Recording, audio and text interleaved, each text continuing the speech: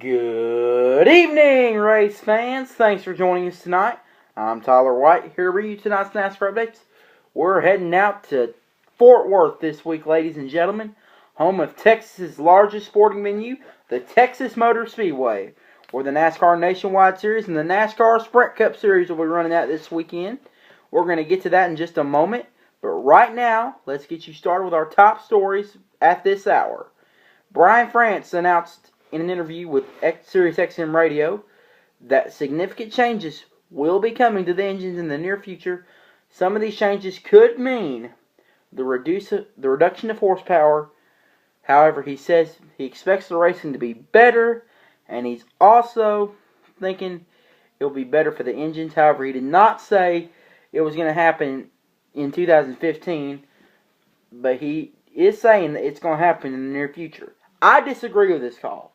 I think this is a terrible idea. I mean, we've seen a lot of good races with this engine we have right now. And as a wise man once said, if it ain't broke, don't fix it.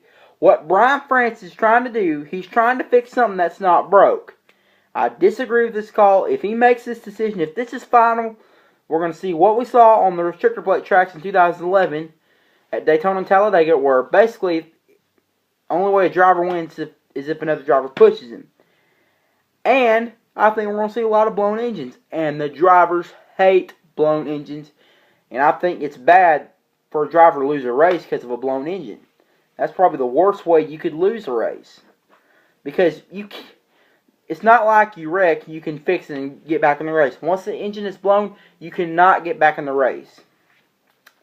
So, all I'm saying is, don't make this change. Keep it the way it is. Leave it alone. It's fine. Do not worry about the engine. Moving on to our next top story. Danica Patrick responded to some heavy criticism she took from Richard Petty earlier in the year. In February, Richard Petty said the only way Danica Patrick could win a race is if the boys stayed home. And he also even challenged her to get in a race with her. Excuse me for my laughter there, but I kind of thought it was funny. However, Danica responded to Richard Petty in an interview with Elizabeth Hasselbeck from Fox News. She says she respects elders. She knows a lot of people are going to agree with Richard Petty, but she has the faith in Tony Stewart, her teammate and owner and boss. She has faith in her whole team, including her crew chief, Tony Gibson, and she believes she can make it big and win a race. However, there's only 2 races to me that she's proved to me that she can actually win. When she finished 4th in that nationwide race at Las Vegas in 2011, and when she sat on the pole last year for the Daytona 500, led a few laps, finished 8th.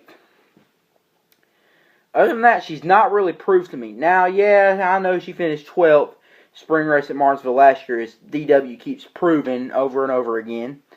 But that wasn't good enough, so she's going to really have to prove herself this year.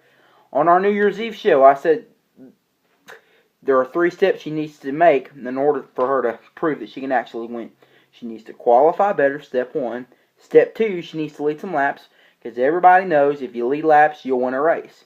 And step 3, need to finish better, because even though, top 5 and top 10s, if you finish that consistently, you can win. That means a win's coming. Well, she's checked step 1. Qualify better. Because even though it's not usually where you start, it's where you finish. At some track, it kind of does matter where you start in order where you finish. It kind of does. Bristol, Martinsville, at short tracks, you have to qualify good in order to win. Of course, restrictor plate or half miles, it really doesn't matter. But usually qualifying, if you qualify good, that normally means you're in good position to win. So she's really going to have to prove herself. She's checked step 1 off, but she needs to check step 2 and step 3 off. That's what it's going to take for her to win. Alright, let's get you ready for the racing this weekend in Fort Worth. And believe me, the racing we're going to see this weekend is going to be more intense than a Dallas Cowboys game at AT&T Stadium. Let's get you started with tonight, where you can catch the NASCAR Nationwide Series, the O'Reilly Auto Parts 300 on ESPN.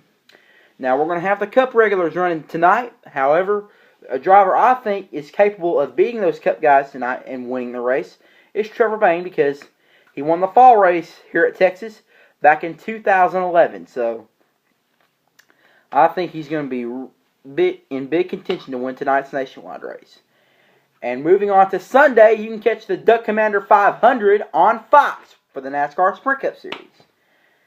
Now, this is supposed to be a Saturday night race, but they had to move it to a Sunday afternoon to avoid a scheduling conflict with the NCAA Men's Final Four College Basketball Tournament, which is held at AT&T Stadium in nearby Arlington. The last time NASCAR had to move one of their events to another day to avoid scheduling conflicts with another sport was in 2010. Usually, qualifying for the Daytona 500 happens the Sunday before the Daytona 500, but they had to move to Saturday in 2010 to avoid a scheduling conflict with the Super Bowl. However, Texas Motor Speedway officials determined that the race will be moved back to Saturday night in 2015. Expect Jimmy Johnson to run good. He's a 3-time winner at this racetrack. Expect another 3-time winner at this racetrack to do good. That is Carl Edwards. Expect Matt Kenseth to run good. He's won here 2 times. Expect Tony Stewart to run good. He's also won here 2 times. And also, expect Dale Earnhardt Jr. to run good. He got his first career win here in 2000. Expect Jeff Gordon to run good. He won this race back in 2009. So I think we're in for an exciting race on Sunday. And since this race is the Duck Commander 500, the owners of that company, which is America's #1 television family, the Robertsons, will be in attendance this weekend. And some of them will even take place in the activities on Sunday. We begin with Boss Hog Willie welcoming the crowd to the largest single-day sporting event in Texas. Cut to the chase, Jace will introduce the top 10 drivers who will start in the top 10 on Sunday. Willie's lovely daughter Sadie will say the opening prayer before the race. And Jace's lovely wife Missy will perform the national anthem before the race. Uncle Si will give the command to start engines. And the proud patriarch Phil will be the honorary starter on Sunday, which means he will drop the green flag to start the race. And let me tell you something. I think the Robertson family, they're great people. Obviously, their show, Duck Dynasty, is by far one of the best, the highest rated cable show, and perhaps will go on in history as one of the top 10 shows in the history of television. I mean, and of course, Clint Boyer appeared in the episode of Duck Dynasty. He appeared in the episode Drag Me to Glory in Season 2, where he planned on buying a drag strip and had a drag race with Willie. And I think I'm glad to see them at this race. I think they're a great family. Of course, Missy, a great singer herself. I think she'll do great with the national anthem on Sunday. And I think we'll see a good one on Sunday. And Dallas Cowboys tight end Jason Witten will drive the pace car. He'll be the honorary pace car driver, so can't wait for Sunday. Alright, our most memorable moment happened in 2000. Dale Earnhardt Jr. entered this race as a third-generation driver. And also came into the Cup Series after winning 2 nationwide titles in 1998 and 1999. He goes to Texas Motor Speedway and gets his first ever Cup win, where a proud father, Dale Earnhardt Sr., was awaiting in victory lane. And let me tell you something, that has to be one of the most emotional moments in sports. We've seen Dale Earnhardt Sr. get so happy when he wins. Matter of fact, we remember the emotions he had when he finally won that Daytona 500 on his 20th try in 1998.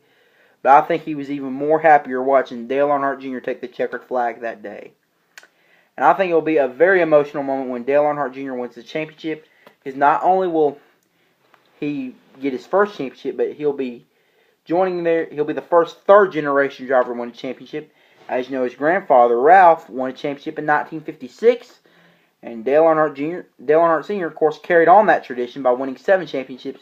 However, Dale Earnhardt Jr. has not won a championship, but I think he will get that first Cup championship. I don't know if it's going to happen this year or next year, but my bold prediction is Dale Earnhardt Jr. will get his first NASCAR Sprint Cup championship. Alright, a weather forecast for this week's race, courtesy of Fox 4 in Dallas. We begin with tonight's nationwide race. Clear skies, a beautiful night for a race.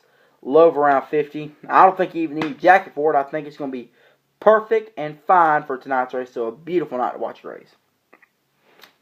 But it's not looking too good on Sunday. A 50% chance of rain, a high of 61. However, remember the last 2 times the Cup Series had a rain delay, they had to finish it at night. Daytona 500, they started at around 1 p.m. Eastern Time, was delayed for 5 hours. They restarted the race at 8:30 p.m. Eastern Time, finished by 11. At Bristol, they started the race at 1:30 p.m. Eastern Time. There was rain for 4 hours. They restarted it at 7:30 p.m. Eastern Time, finished it at 9:30 p.m. Eastern Time. So I think that's what's going to happen on Sunday. I don't think you'll have to worry about going on Monday because they'll finish the race Sunday night. That's my bold prediction. That's what's going to happen because it's run good with NASCAR for the last couple of races, and it's going to work again. So that's my bold prediction. All right, that's our broadcast tonight. Thank you for joining us. I'm Tyler White. We're going to be back here Monday to recap the race, and we'll look at the points, show you what you can expect. Plus, if there are any new developments going on in NASCAR, we'll be here to update you on them.